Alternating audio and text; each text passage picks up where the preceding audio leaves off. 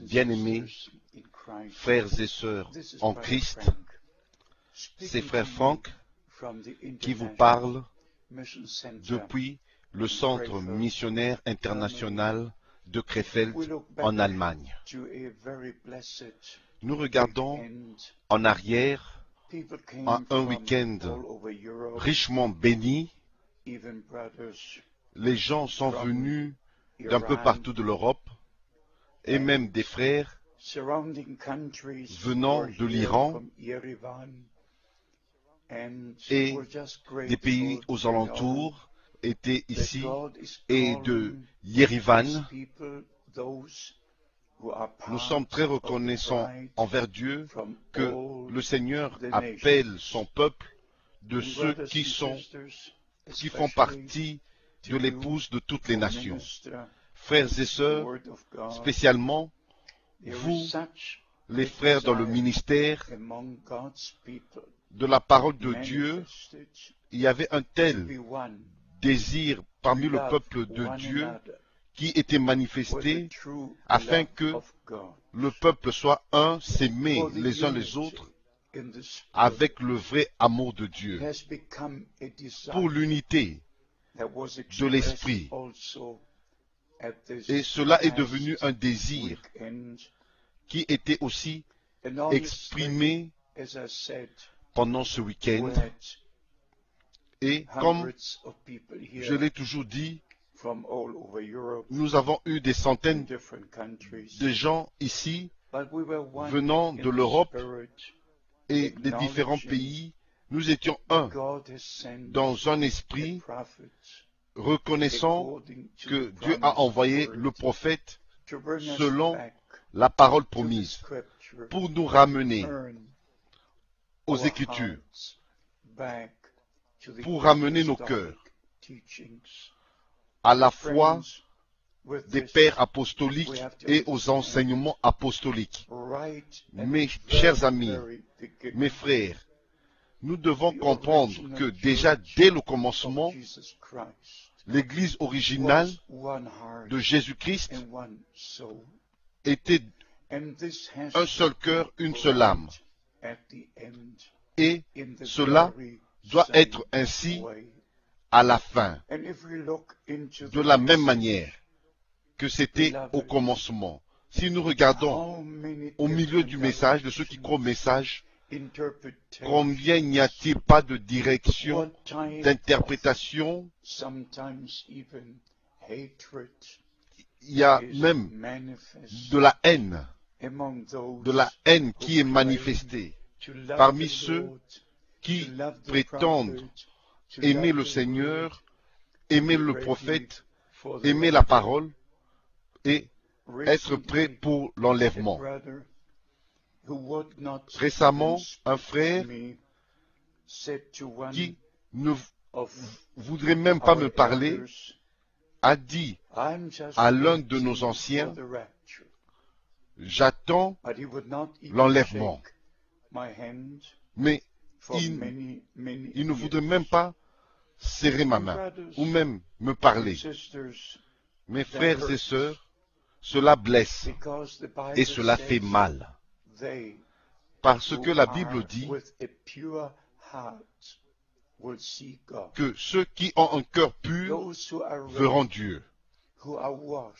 Ceux qui sont prêts, qui sont lavés dans le sang de l'agneau, ceux qui ont vraiment expérimenté la nouvelle naissance, le renouvellement par l'Esprit, comme l'Écriture le dit, ceux qui sont vraiment remplis du Saint-Esprit, qui sont conduits par le Saint-Esprit, qui marchent dans l'obéissance, dans les voies de Dieu.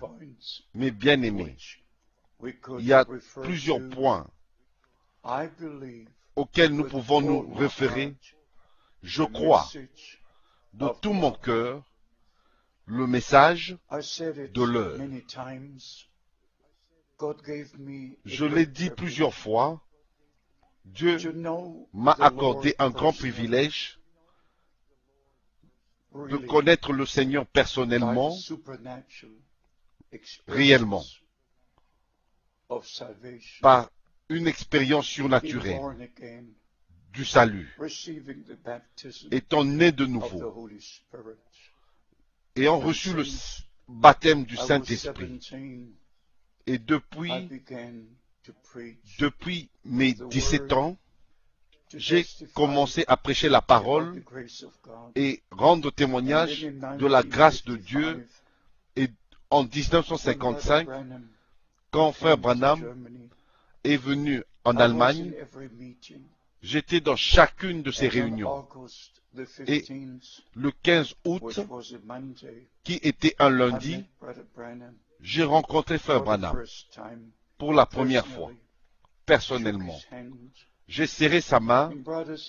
Frère, quand je regarde aux nombreuses fois, j'ai rencontré Frère Branham, où j'étais avec lui, dans la même voiture, j'ai mangé avec lui, autour de la même table, ayant écouté ses prédications, et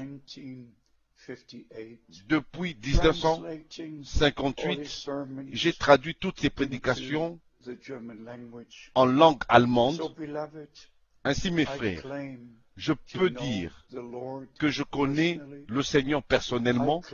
Je peux dire que je connais le ministère de Frère Branham et je peux dire que je connais le message de l'heure.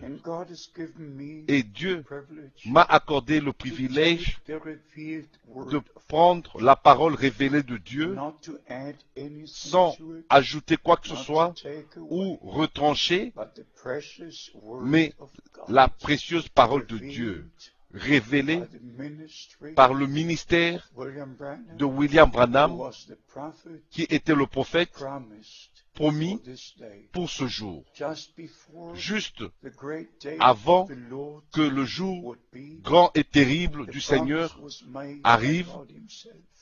La promesse a été faite dans les derniers versets du prophète Malachie. Je vous enverrai Élie le prophète.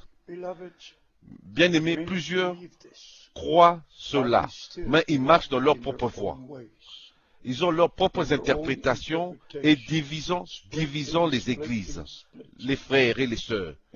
Mes frères, si nous croyons la même parole et nous avons la même révélation par le même Saint-Esprit qui était sur William Branham, qui a vu la colonne de feu descendre sur la plateforme chaque fois qu'il priait pour un malade.